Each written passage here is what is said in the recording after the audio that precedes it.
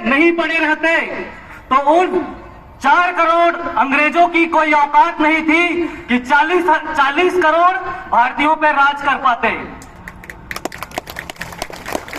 साथियों, ये बात बहुत गहरी बात है। जब भी देश में जो कम वर्ग है, बुद्धिमान वर्ग है, षड्यंत्रकारी है, उन लोग हमेशा से हमको आपस में लड़ाकर, हमारी अंदर की बातों को जानकर, हमें भेद डालकर हमारा प्रयोग करते हैं। आज भी देखो, पूरे भारत में देखो या छत्तीसगढ़ में देखो, हर दूसरा व्यक्ति ओबीसी का है। देश का हर दूसरा व्यक्ति ओबीसी का है। इसका सबूत भी है। और जो मंडल कमीशन था वो इसका सबूत भी है, जिसमें देश में ओबीसी की जो जनसंख्या थी वो 52% थी। दोबारा उसके बाद जनगणना क्यों नहीं कराया गया? और साथियों, आज का जो मेरा मुख्य बिंदु था, उसे मंडल कमीशन के बाद आज जैसे पिछड़ा वर्ग और भारत में भी ओबीसी आज बहुत जाग रहा है, तो उससे डर के क्या कर रही है, फिर से तोड़ने का एक प्लान कर रही है। ऐसे अभी बताया हमारे वक्ताओं ने कि ओबीसी को 3743 जातियों में बांट के रखे हैं। ये ऐसे ही कोई हवाई में नहीं बोला जा रहा है, ये मंडल कमीशन की रिपोर्ट है। उसमें जातियों की, ओबीसी की जाति 3743 है, जो वर्तमान में 5000 से भी ज्यादा हो गई होगी। अब उसमें भी क्या कर रहे हैं, जो जाति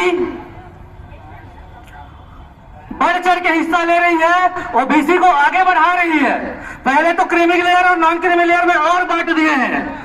उसके बाद अगर जो पिछड़ा वर्ग के जो कुछ जाति के लोग आगे आके लीडरशिप कर रहे हैं, तो उनको तोड़ने के लिए और इतना अच्छा योजना बनाए हैं लोग। और उस योजना का नाम है रोहिणी आयोग। रोहिणी आयोग जो 2 अक्टूबर 2017 में भारत सरकार द्वारा जो बनवाया गया है, वो ओबीसी के साथ साथ सीधा सीधा अपमान है। देश के 52% जनसंख्या के साथ अपमान है। उस ओबीसी का जो रोहिणी आयोग बना है, उसमें जो 27% केंद्र में दिया जा रहा है आरक्षण, उसको अभी 4 कैटेगरी में, सब कैटेगरी में बांटा जा रहा है। किसी को 10% दिया जा रहा है, किसी को 6% दिया जा रहा है, किसी को 2% दिया जा रहा है और किसी को 9% दिया जा रहा है। इस प्रकार कुल 27% को 4 कैटेगरी में बांटकर हमको फिर से अलग करने की बारी आई है।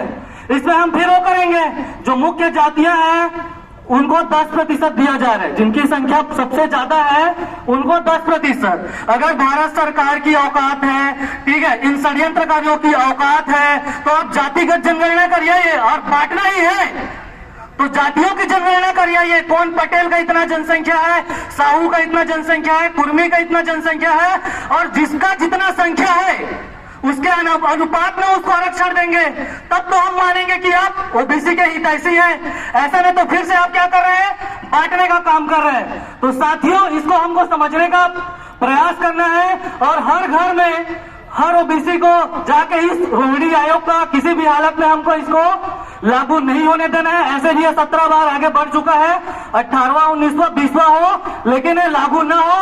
अगर असली में हमारे हितैषी है तो हमारी जातिगत जनगणना कराओ और जिसकी जनसंख्या जितनी है उसको उसके अनुपात में हिस्सेदारी दो। जय ओबीसी, जय संविधान। जिसकी जितनी संख्या भारी उसकी उतनी हिस्सेदारी, जिसकी जितनी संख्या भारी उसकी उतनी हिस्सेदारी। जय ओबीसी, जय संविधान। बोलो भारत माता की वंदे। मातरम। धन्यवाद, बहुत बहुत धन्यवाद।